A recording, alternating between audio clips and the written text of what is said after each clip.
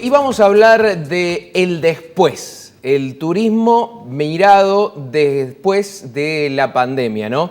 El título del libro es El después, Turismo y Humanidad. El autor es Gustavo Santos junto con el francés Michel Durrié. Y bueno, vamos a hablar con nuestro compatriota, con Gustavo Santos, que obviamente es especialista en esta materia porque ha sido funcionario tanto a nivel provincial como nacional en materia turismo. Así que lo saludamos. Gustavo, ¿qué tal? ¿Cómo va? Joel y Carolina te saludan desde Canal C. Hola Joel, hola Carolina, muchísimo gusto estar con ustedes esta mañana. Bueno, el título la verdad que es bastante, permitime el adjetivo, inquietante, porque me parece que a muchos nos preocupa, nos ocupa, nos genera un poco de ansiedad de cómo va a ser el después.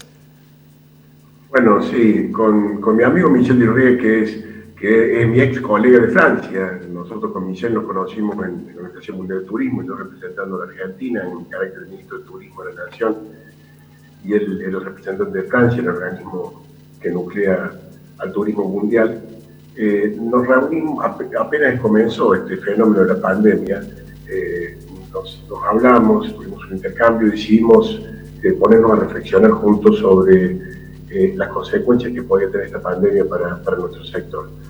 El libro es un repaso por todos los nichos del sector del turismo, pero también es una reflexión sobre la sociedad, sobre las conductas humanas, sobre el empoderamiento de los estados y la relación con las personas, sobre los controles desmedidos, sobre las libertades individuales y también finalmente sobre la libertad. Porque ese después, Joel, no va a ser igual en todos lados. La pandemia fue igual para todos. Lamentablemente una pandemia, es decir, un efecto global, una crisis global, no tuvo una respuesta global de la humanidad, tuvo respuestas nacionales. Eso implicó, por ejemplo, entre otras cosas, cierres de frontera tomados en forma unilateral por los estados sin relacionarse con sus vecinos siquiera. Eso implicó que en el mundo entero quedaran varados miles y miles de personas que estaban en viaje, quedaran varadas en el mundo sin poder volver a sus sitios de residencia. Eso significó que gente que estaba en barcos, en cruceros, tuviera dificultades para poder bajar a tierra, inclusive en algunos casos con enfermedad, con casos complejos, no les permitieron recibir atención médica en muchos puertos, lo que mostró también, hasta te diría, una doble moral en el manejo de la pandemia en el continente, en tierra, y lo que significaba con los varados o con los cruceros. Pero cuando te digo que la respuesta no será igual, porque del mismo modo, ese después va a depender de cómo sea la sociedad de cada una de los estados, de los estados donde se toman las decisiones. Podemos ver que en Europa los europeos han tomado la decisión de abrir sus fronteras entre sí. Europa tiene a partir del Tratado de Schengen, tiene esa virtud de tener fronteras abiertas, y ya pero han acordado abrir fronteras, no tienen que hacer cuarentenas para visitarse con otros, por lo tanto va a existir un verano europeo. Entonces ellos ya entraron en una fase que nosotros denominamos la fase intermedia. Para que lo entiendan, Joel, hay una primera fase que es la fase de la crisis más profunda, lo que se denomina cuarentena, y la fase final, definitiva, la salida de esto sería cuando o hay una vacuna o el virus termina su ciclo. Claro. Pero sabemos por la ciencia que para que aparezca una vacuna falta al menos un año, y entonces no vamos a poder estar un año encerrados. Es fácticamente imposible. Por lo tanto, hay una etapa intermedia que va del periodo de cuarentena dura inicial para preparar el servicio sanitario, para saber a qué nos estamos enfrentando como epidemia o como pandemia, sobre todo para preparar culturalmente a la población en las medidas precautorias, sanitarias, el distanciamiento, el lavado de manos, el barbijo y todas las cosas que tenemos que hacer para cuidarnos. Pero entre medio hay un periodo de transición que no todos lo gestionan igual. Entonces, Europa ya lo abrió y lo está gestionando, ha empoderado a su sociedad, que ya aprendió y ha empezado una etapa intermedia, y empiezan a funcionar las industrias turísticas. Nosotros estamos todavía, en el caso de Argentina y en el caso de América Latina, estamos en la etapa inicial aún, no hemos producido eso, tampoco estamos interactuando con los países limítrofes.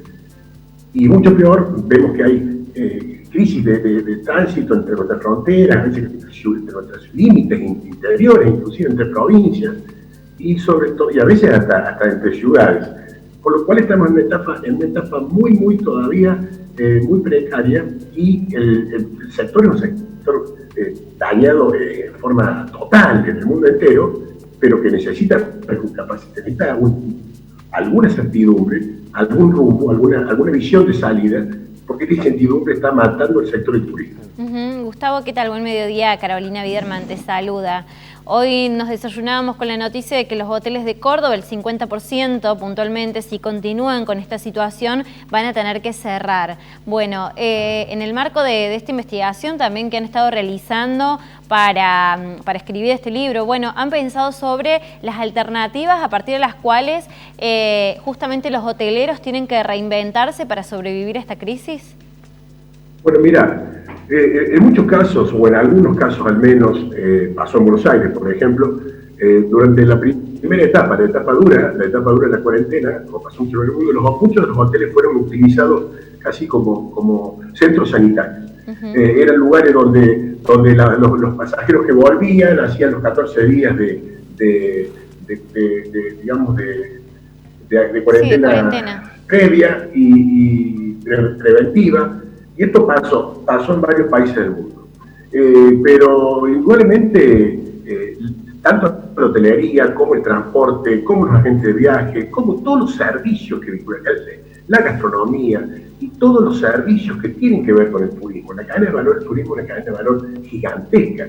Chicos, piensen que el turismo representa el 10.3% del PBI del mundo, que el turismo genera 1 de cada 10 puestos de trabajo del planeta, que hay 330 millones de personas trabajando en el turismo, que en el caso de Argentina son 1,2 millones aproximadamente las personas que trabajan directamente vinculadas al ecosistema turístico, y que además hay lugares del país donde el impacto del turismo es brutal, porque son lugares que viven casi especialmente del turismo.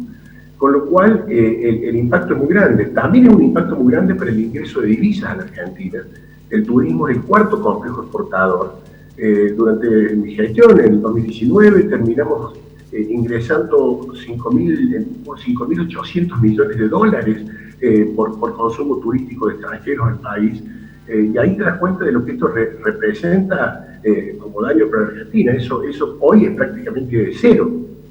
Gustavo, ¿coincidís con este concepto? Lo escuchaba de otros especialistas, de que el primer motor del turismo van a ser los jóvenes adultos, y posteriormente se van a incorporar los adultos mayores, que justamente es la población de riesgo. Y te lo pregunto justamente porque esto quiere decir que el motor se va a empezar a mover de a poco, que esto va a ser paulatino. Sí, el desarrollo, Joel, va a ser paulatino, va a ser progresivo. De todas maneras, en general, los flujos turísticos van a caer. Los flujos turísticos van a bajar en el mundo entero. Ese turismo de masas, pensá que nosotros cerramos el 2019 en el mundo con 1.500 millones de viajes. Claro. Lo que había crecido en los últimos 70 años del turismo fue increíble. El turismo en 1950 había 25 millones de viajes. Y en 2019, 1.500 millones de viajes. Era un sector que venía creciendo muy por encima de la economía mundial, muy por encima, generaba mucho más recursos que lo que generaba cualquier otro rubro de la economía. Era el sector que más empleo generaba en el mundo entero, con lo cual el impacto es muy grande. Por eso es un tema donde hay que ocuparse de gestionar esta transición, ¿no? Si nos dejamos de que esto fluya de cualquier manera y no hay una política que preserva la salud y todo lo demás, vaya generando una reactivación del sector, va a ser muy complicado. Lo primero, Joel, va a ser lo próximo, además. No solamente etariamente, sí, los más jóvenes, las personas mayores somos yo estoy ahí al filo, ¿no? Faltan unos años, por suerte, pero más de 65 años son población de riesgo. Esas personas son las que van a viajar menos. Pero además vamos a viajar primero en los sitios próximos. Pero repito, hay un dato que hoy un colega de usted me lo preguntaba y yo le decía, hay un dato que es anterior a todo eso, y es que tenemos que recuperar nuestra libertad. Y lo digo en un sentido, cuando digo esto, digo que si mientras no podamos viajar, mientras no podamos transitar, ejercer el derecho constitucional de transitar nuestro territorio, el turismo no se va a recuperar. Por más que los hoteles están preparando, y me consta porque conozco las asociaciones, protocolos para preservación sanitaria, están modificando su estructura, lo mismo están haciendo estos protocolos las empresas aéreas, lo mismo están haciendo el transporte terrestre, y todos están trabajando con esta visión. El sector está buscando recuperarse siguiendo parámetros globales, también internacionales, que están dando pautas y parámetros que están dando organismos internacionales. Hay un punto inicial y es que podamos transitar. En el viaje está la esencia del turismo. Claro. Y el viaje también es parte de la libertad humana, de la esencia de la libertad humana. Gustavo, el hombre, sí. Sí, correcto. Saliendo un poco de la presentación del libro, también hace pocos días conocimos la noticia de que LATAM deja de operar en el interior del territorio argentino. Realmente una información que ha impactado a justamente los viajeros y aquellos que tenían esta otra alternativa de empresa viajera para utilizar dentro del territorio del país. ¿Cuál es su opinión sobre esto? Bueno, yo digo que la pérdida de una empresa que nos conecta a la persona, de una empresa aérea y sobre todo como LATAM, es realmente una tragedia, es una enorme pérdida, porque Argentina tiene chicos, un problema fundamental, para no ser España, para no ser un país extraordinario, la distancia que tiene con los grandes centros emisivos del turismo del mundo. Entonces, en la conectividad con el mundo emisivo se juega la suerte del desarrollo turístico de Argentina y de toda la región. Pero además Argentina es un país que entre Tierra del Fuego, entre Ushuaia, un gran destino turístico, y Humamarca, Jujuy, para decir otro gran destino turístico, tiene más de 5.000 kilómetros de distancia. Claro. Es mucho más que la distancia que va de Madrid a Moscú. Con lo cual te das cuenta que sin conectividad aérea, esas distancias son imposibles de generar desarrollo endógeno en esas zonas del país. Si ustedes recuerdan, porque yo lo usé mucho como muletilla, yo siempre, cuando inicié mi gestión, me acuerdo cuando hablé con el presidente Macri, cuando me designaba, y me preguntaba qué era para mí el turismo en Argentina, yo decía, presidente, es conectividad o muerte. Y había que activar la conectividad, ya había que tener más empresas, ya había que tener más ofertas. Cuando hay competencia, los beneficiados son los usuarios, y cuando no hay competencia, los perjudicados son los usuarios.